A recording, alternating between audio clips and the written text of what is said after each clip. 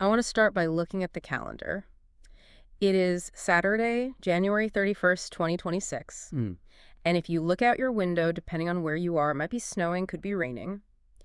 But if you were standing in Niagara Falls, New York right now, looking down into that gorge, you would see something missing. You'd see a whole lot of ice, Yeah, a lot of gray churning water, and some very, very empty docks. exactly. The Maid of the Mist is asleep. It's in hibernation. And I think that's actually the perfect time to talk about it. Right, when it's not operating. Because usually when people think about this whole topic, the Maid of the Mist, they think of the brochure, right? Mm-hmm. They think about the plastic poncho, the wet shoes, the screaming tourists, the sheer volume of the waterfall. It's a summer memory. It's this total sensory overload. It is. But today, with the boats dry docked and the river basically freezing over, we get a chance to look at what this thing actually is when you strip away that whole tourism veneer. And that is exactly what we are planning on doing. We have a stack of sources here that is, well, frankly, it's a little intimidating. Just a bit. We aren't just looking at a tour pamphlet. We have historical archives going back to the 1840s. We've got technical schematics for lithium-ion propulsion systems, Wow. business analyses, traveler reviews, and some truly, truly harrowing survival accounts. It's funny you mentioned the business side of it, because Right. that's really the thread I want to pull on first. I think a lot of us, myself included, have this tendency to look at, tourist traps. And let's be honest, it is one. Oh, it's the granddaddy of all tourist traps, for Yeah. sure. And we dismiss them. We see them as surface-level entertainment. You go, you look, you buy the T-shirt, you leave. Right, you check the box. But when I was reading through these sources, I realized that the Maid of the Mist isn't just a boat ride. It's a survival story. It is. It's a survival story in the most literal sense, like people surviving the water. But it's also a corporate survival story. This is a business that, by all rights, should have died about 5 different times in the last 180 years. Right. I mean, it's a business pivot that would make a Silicon Valley founder sweat. It's got hostile takeovers, it's got technological revolutions, disaster management. It's everything. It is a microcosm of North American history just sitting right there in the water. Mm-hmm. So our mission today is to move beyond the brochure. We are going to unpack why a 20-minute boat ride leaves people, and this is a quote from the reviews, trembling. I love that word for it. We're going to talk about how a single spark from a welder's torch almost ended the whole legacy in 1955. And we are going to look at the electric revolution that is happening right now, named after Nikola Tesla. Which is just so poetic, given the geography. Incredibly poetic. But before we get to the Tesla coils and the electric engines, we have to go back, way, way back. I want to start with the origin story, because I think I assumed, and I bet most of our listeners assume, that the boat was always there. Right. Like the falls appeared, and then 5 minutes later, someone put a boat there to look at them. That's the common assumption for sure. But the reality is so much more pragmatic. If you look at a map of the Niagara Gorge in the early 1800s, let's say pre-1846, what you see is a massive logistical nightmare. A huge problem. You've got 2 growing nations, the U.S. and Canada, separated by this violent, absolutely uncrossable river. And no bridges. That's key. No bridges yet. No bridges. The first big suspension bridge doesn't show up until 1848.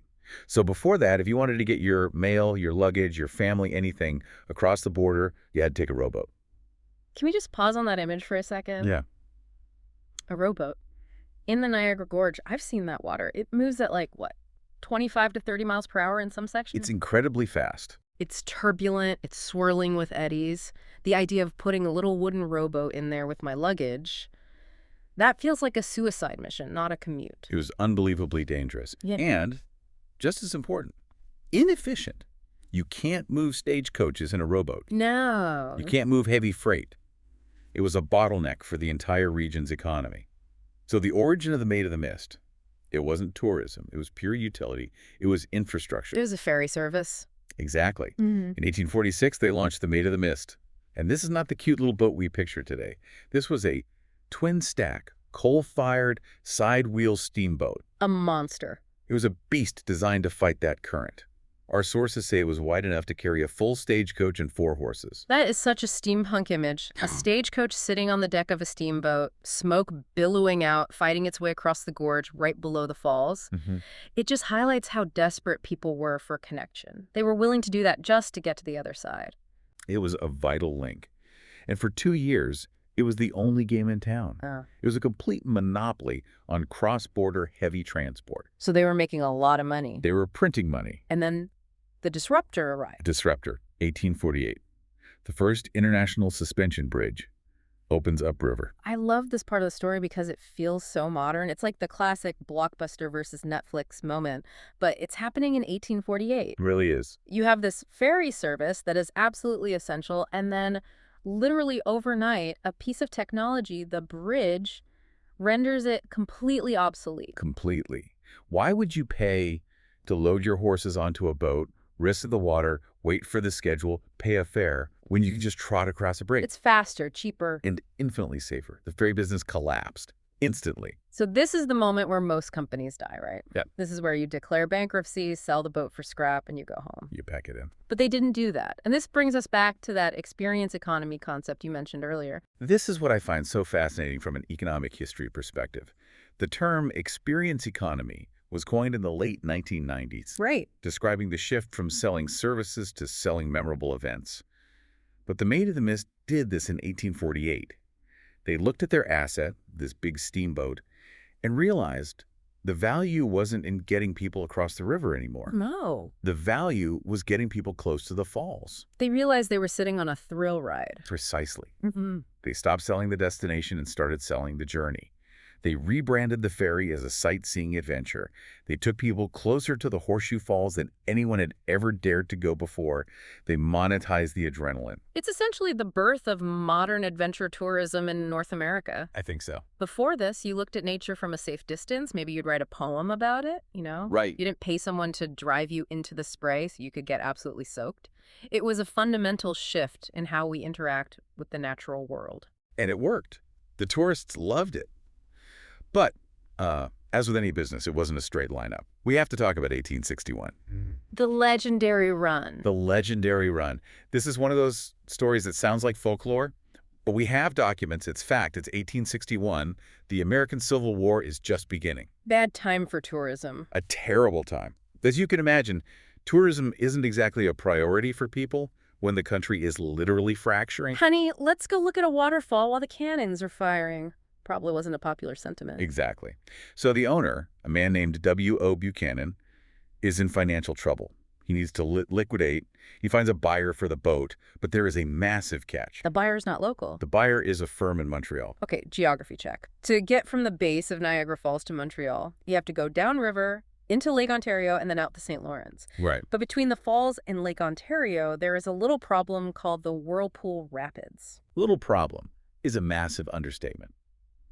We are talking about the Great Gorge Whirlpool Rapids, 3 miles of the most violent white water on the entire planet. Mm-hmm. The river narrows, the depth changes constantly, and the water accelerates to these incredible speeds, creating standing waves and a massive permanent vortex. It had never been navigated by a boat like this before. No. It was considered a death sentence. But the sale was contingent on delivery. The sale was contingent on delivery. So Buchanan hires a local captain, Joel B. Robinson. And Robinson is known as a riverman, a bit of a daredevil. He agrees to take the boat through the rapids. I really want to get into the details of this run because the sources are just terrifying. It's Robinson and 2 crew members, that's it. And they strip the boat of any excess weight. They launch into the rapids. Mm-hmm. Almost immediately, they lose all control. All of it. The power of the water in the gorge is hydraulic. It's not just surface waves. It's these deep currents that grab the hull and just twist it. The smokestack is ripped right off instantly. There's a description in one of the archives of the boat being practically swallowed alive. Wow. Just imagine the sound. The wood screaming, the water roaring, the boiler probably hissing and it about to explode. And Robinson is at the wheel. The rudder is almost useless because the water is moving faster than the boat in some places and then slower in others. He is physically wrestling the wheel, using every ounce of leverage he has just to keep the bow pointed downstream so they don't broadside and flip. Because if they flip, they're dead. There is no swimming out of Whirlpool Rapids. Zero chance. They make it through the whirlpool itself, which spins the boat around like a toy, and they finally spit out into the calmer waters near Queenston. Unbelievable. They land the boat.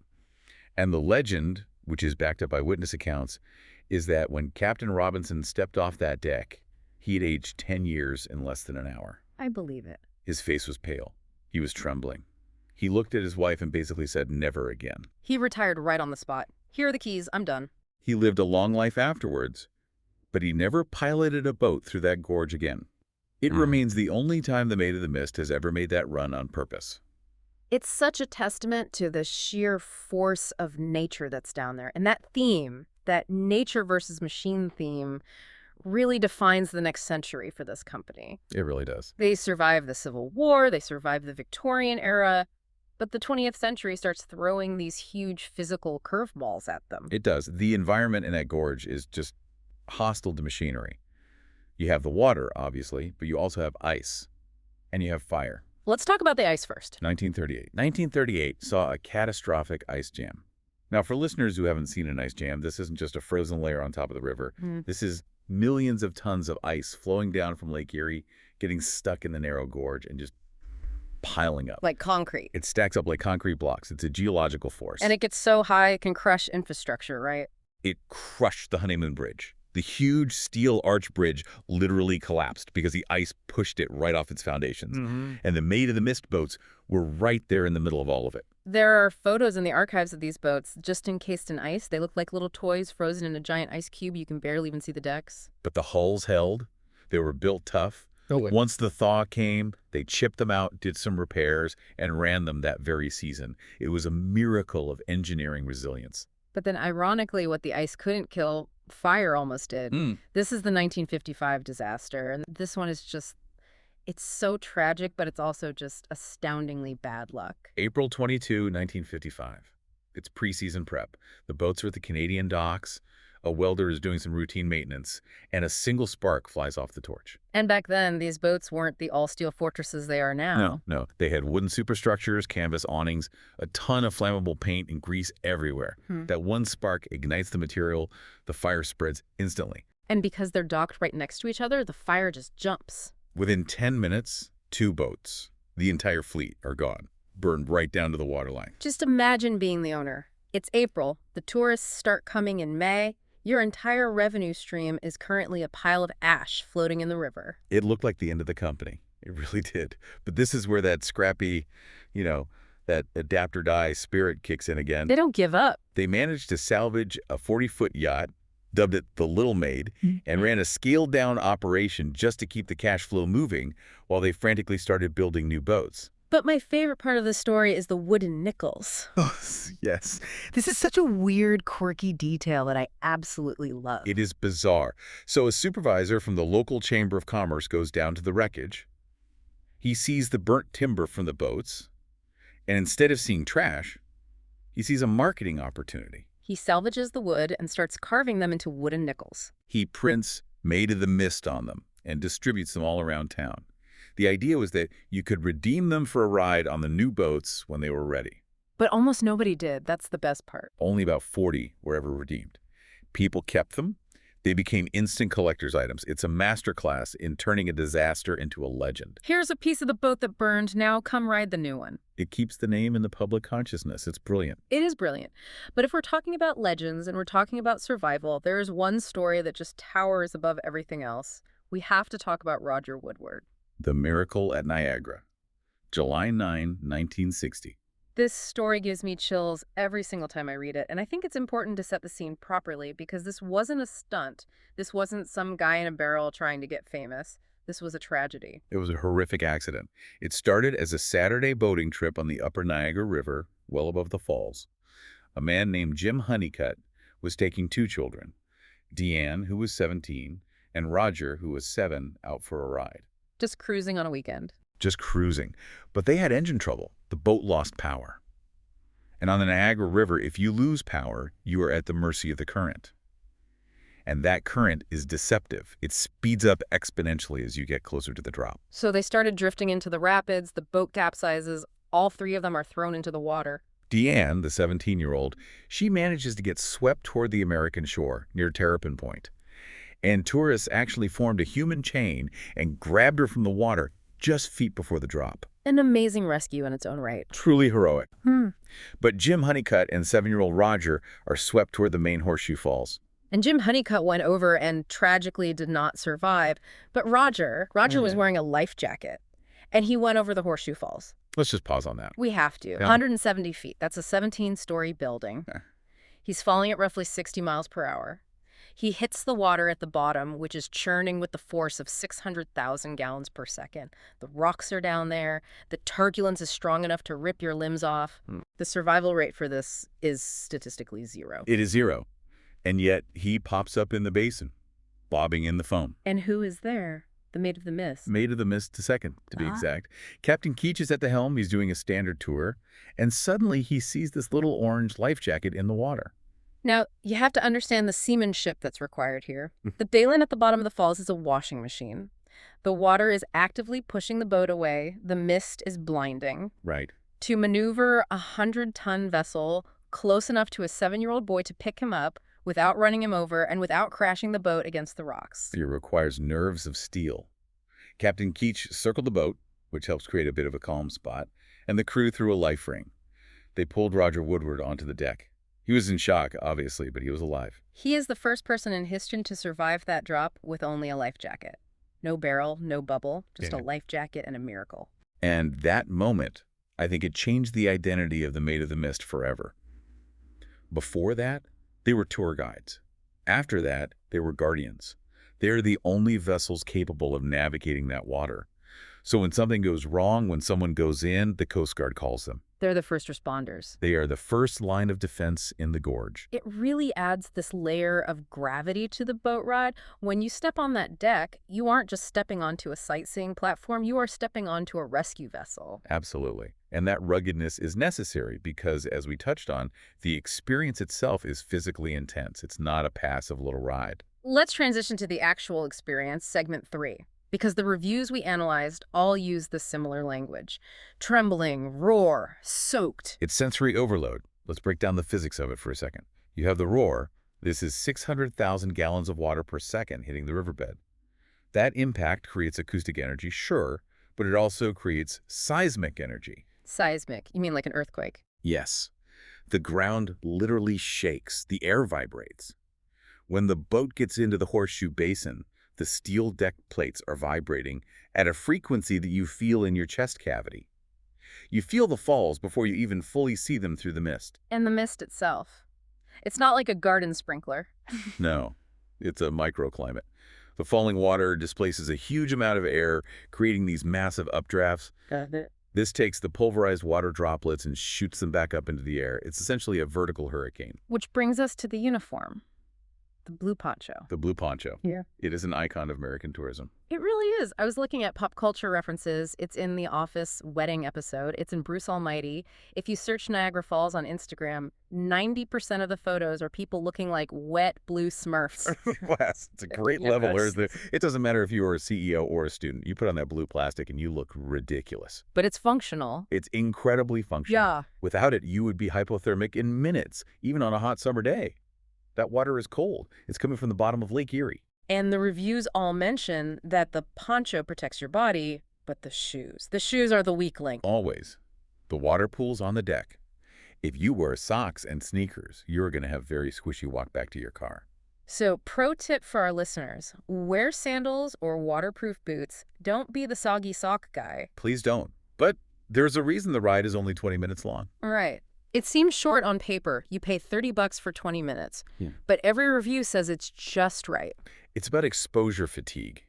Between the noise, the wind, the water, the sheer visual intensity. The human brain can only take so much of that. It's a crescendo. You leave the dock, you pass the American Falls, which is impressive. Sure. The Bridal Veil Falls, which is very nice. And then you enter the Horseshoe. That is the climax. You sit in that chaos for about 5 minutes and then you retreat. If it were an hour long, people would be miserable. It's a sprint, not a marathon. It delivers the dopamine hit and gets you out. Now, speaking of the boat that delivers that hit, we have arrived at the future. Segment 4, the electric revolution. Because if you went on this tour before 2020, you remember a very different sound. Oh, yeah. You remember the diesel roar. You remember the smell of exhaust mixing with the freshwater spray. It was industrial. But in 2020, they flipped a switch. Literally, the fleet went fully electric. They retired the old diesel workhorses and launched the James V. Glynn and the Nikola Tesla. And we have to pause on the name Nikola Tesla. It is the most perfect homage. Tell us why. Nikola Tesla is the father of alternating current. AC electricity. But specifically, his dream, his obsession, was harnessing the power of Niagara Falls. He looked at that waterfall and didn't just see beauty. He saw energy. Right. He helped design the first major hydroelectric power plant at Niagara in the 1890s.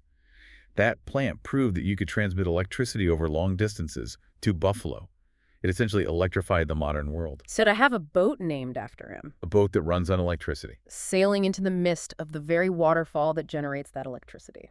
It is a perfect closed loop. It's historically beautiful. But let's get under the hood, or under the deck, I guess, because these aren't just golf cart batteries. This is some serious engineering. It is. We are talking about maritime-grade lithium-ion battery packs. Each boat carries 316 kilowatt-hours of capacity. I want to contextualize that number for a second.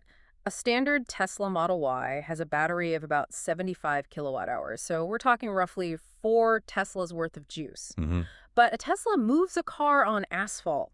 This boat is pushing 600 passengers in a heavy steel hull against a 25-mile-per-hour current.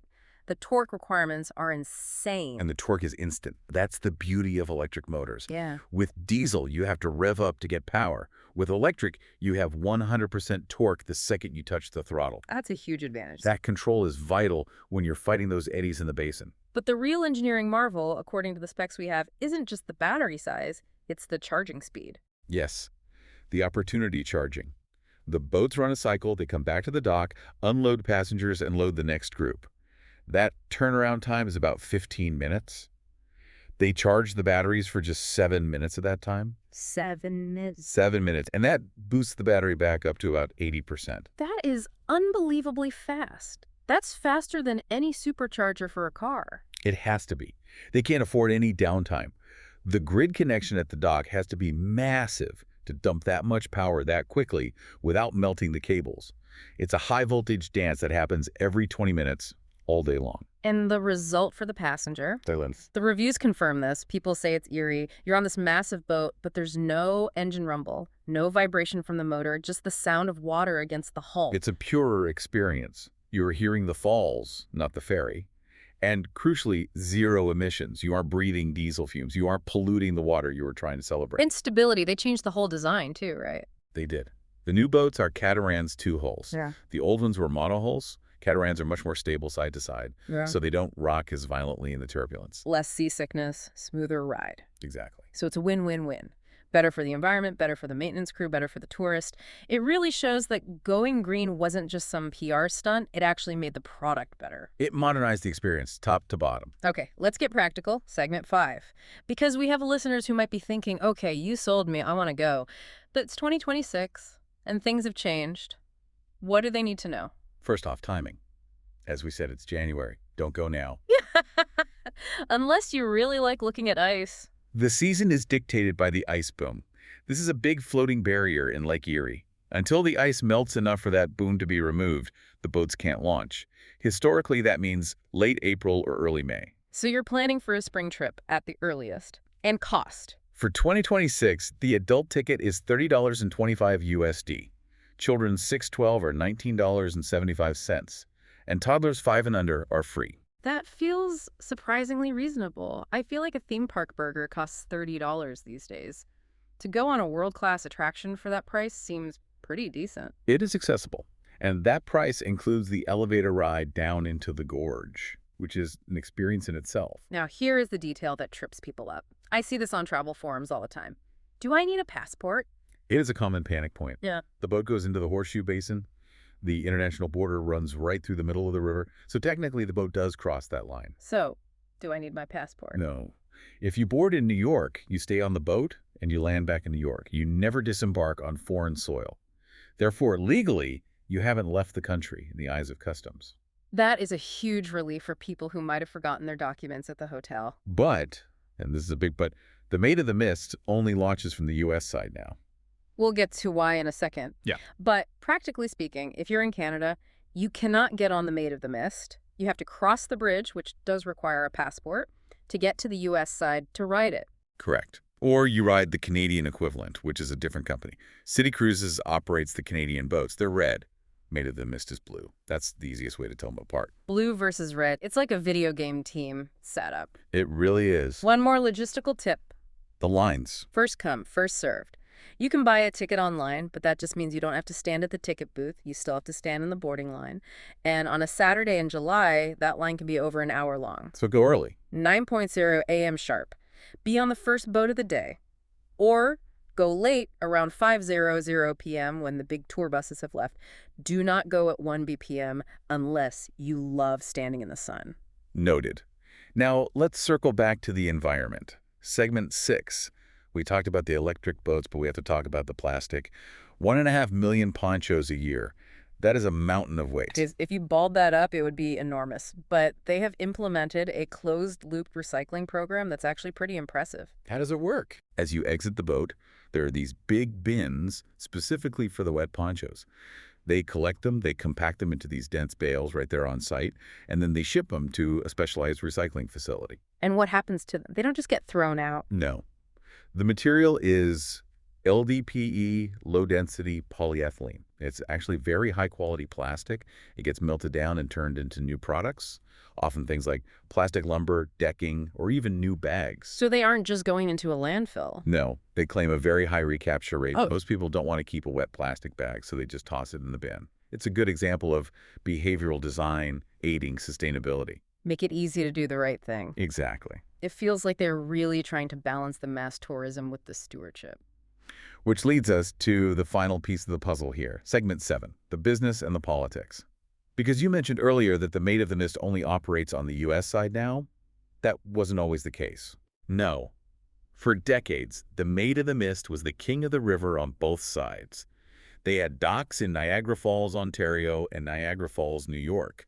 It was a cross-border empire. So what happened? The Contract War of 2009, the Niagara Parks Commission on the Canadian side decided to open up the bidding process for the boat tour rights. They wanted to see if they could get a better deal. And the Maid of the Mist lost. After all that time. They lost. A company called Hornblower, which is now City Cruises, came in with a higher bid and promised more revenue to the park system. And they won the contract. That must have been a bomb going off in the Glynn family, the owners of Maid of the Mist. It was catastrophic. In 2014, they were effectively evicted from Canada. They lost their storage facilities, their larger docks, and half their customer base overnight. So they were backed into a corner. They only had the American side left.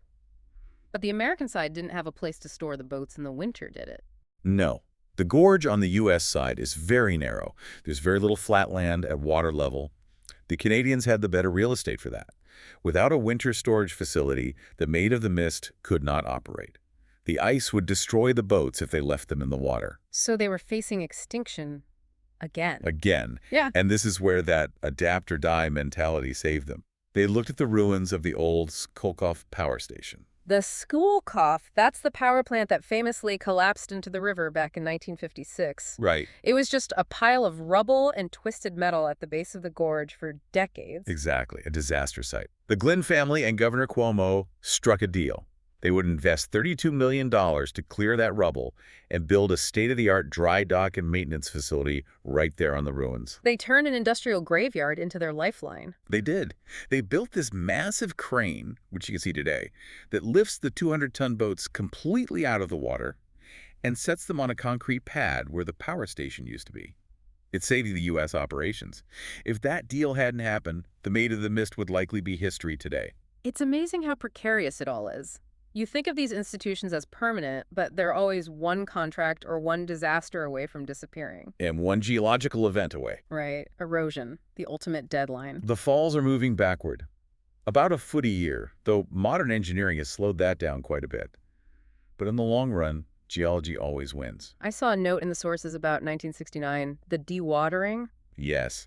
The Army Corps of Engineers actually turned off the American Falls. They built a massive cofferdam to divert all the water over to the Horseshoe Falls so they could study the rock face for erosion. And the Maid of the Mist was still running. It was running. Can you imagine that tour? You go past the American Falls, but instead of a waterfall, you just see this dry, skeletal cliff face with boulders piled up at the bottom. It must have looked like the surface of the moon. It was eerie. But it showed people what is underneath all that glamour. Just rock and gravity. So we've covered a lot of ground here. We've gone from rowboats to electric catamarans. We've survived ice jams, fires, contract wars, and a trip over the falls. We've analyzed the physics of the mist and the economics of the poncho. We certainly have. So what does this all mean? When we look at the Maid of the Mist today, are we just looking at a boat? I don't think so. I really don't. I think we are looking at a story of resilience. It's like the ship of Theseus. Explain that. It's a philosophical paradox, right?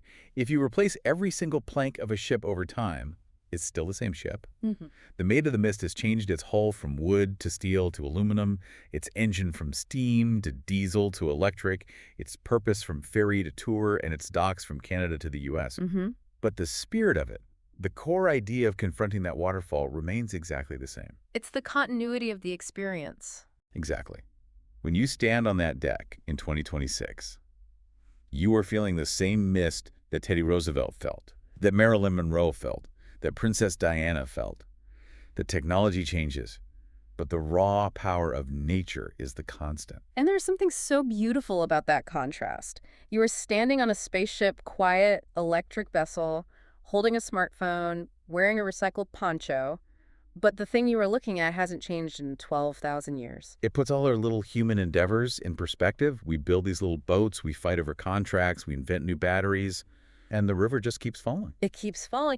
It raises the question for the future, doesn't it? How do we balance this? 1.5 million people a year? That is a lot of pressure on a natural wonder. It is. The challenge for the next 50 years will be managing that impact. The electric transition is a huge step. The recycling is a huge step. But as the climate changes, as water levels fluctuate, the Maid of the Mist will have to adapt again. I don't know what the boat of 2076 will look like. Maybe it'll be a hovercraft. Maybe. But I bet it will still be blue. And I bet people will still be screaming when that cold water hits them. I would bet on that, too. They seem to be pretty good at surviving. So, here's my final thought for you listening at home. Next time you see a picture of Niagara Falls, don't just look at the water. Look for the little blue boat fighting the current at the bottom. And remember that it's not just a boat. It's a survivor. It's a daredevil. And it's a piece of history that is still being written. And if you get the chance in 2026, go explore the roar. Just remember my advice. Bring dry socks. Definitely bring dry socks. And maybe a waterproof phone case. That's it for this deep dive. We'll see you next time.